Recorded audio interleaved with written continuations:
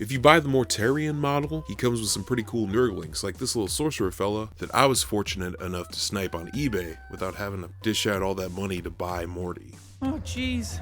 I want more Nurglings in my army, and I think this guy could serve as a perfectly competent Malignant Plaguecaster. The tentacle for his right arm pairs with his curly horns to lend a sense of motion, leading the eye back into the model, I suppose, is what someone with knowledge of design theory might say. But they are posed exactly the same, so they look the same. They could be distinguished as different things with a coat of paint, but I just can't leave well enough alone. I looked to one of the dogpile clusters from the Nurgling box for a Nurgling with a right arm to spare. The tentacle is carefully removed to leave a bit of shoulder to graft the new arm onto.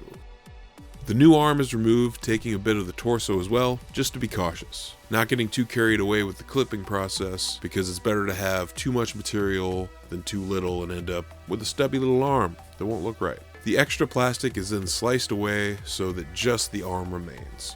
A bit of a test fit reveals that the tentacle stub needed a bit of pruning to look a bit more like a proper shoulder.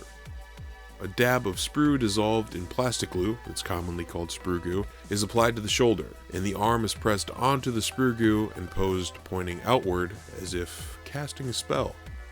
Another dab of sprue goo is applied to make sure the new arm is fully covered and attached to the body. And that blob of sprue goo gets a very light brushing of plastic glue to smooth and blend the two parts together. Once dry, it'll look like this model was always posed this way. The staff looks pretty good, but I want to go even bigger. This leftover bit from the Bloodthirster kit could do the trick. With the Broken Chaos symbol removed, the back half of the staff is whittled away until I get a good fit with the replacement piece. I was working quickly on this, so the arm hadn't completely dried, and I nudged it enough that it needed another dab of sprue goo and a bit more blending with plastic glue. Sprue goo is applied to the staff, and plastic glue is brushed onto the new Chaos Star. Once I get a good bond, I let this guy sit until the sprue goo has completely dried into hard plastic again. The back of the staff from the star, which is wider than the original staff, is whittled down, and the rope texture is carved away as well. Another blob of this sprue goo is brushed over the joint area and over the rope attached to the star to blend everything into one cohesive, vaguely wooden looking staff. I thought that this Nurgling Plaguecaster would look pretty lonely on his base and might need some help to make sure his work on the battlefield is done well. So I grabbed him the big homie from the Great Unclean One kit that I've used before on my Doredio Dreadnought. Instead of trying to repose his curled arm after removing the tentacles he's holding, he'll be getting a new arm from another Nurgling from the Great Unclean One box. It's the exact same process that I used on the Sorcerer Nurgling, so yeah. He will sit very nicely on a chunk of cork, or earth I guess in this case. The Sorcerer will stand atop an even larger chunk of earth. And I might as well add another sensor swinging Nurgling to the mix, because where else would I use it? When in doubt, add more Nurglings. This is another one from the Mortarion kit. I thought it might be cool to try a floating earth effect. Some 16 gauge wire is pinned and glued to the base with super glue and baking soda for a faster, strong bond. The cork and construction sand clusters are skewered and glued at different heights.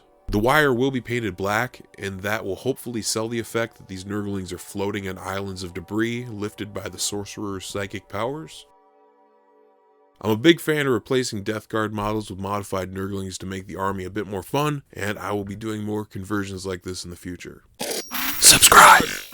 I haven't decided how to paint this yet. I'm thinking purple and pink flames on the main Sorcerer's staff to continue that psychic fire look from my Master of Possessions, and maybe do a pale greenish smoke on the sensors. I'm not sure if that'll be too much color variance on one model, maybe too busy looking. Also, should the floating bits of earth be underlit with that same purple-pink scheme to imply they're being lifted by psychic powers, or do I just paint the undersides black to direct the focus to the Nurglings, and maybe that will also sell the floating effect a bit better, if only the tops of the earth bits are painted with maybe a gray or a brown. I keep saying earth even though this is, could be done on any number of different planets, but I mean, you know what I mean. But that is it for this video, so let me know in the comments below what you think about the Plaguecaster, the paint scheme, whatever. Thanks for watching.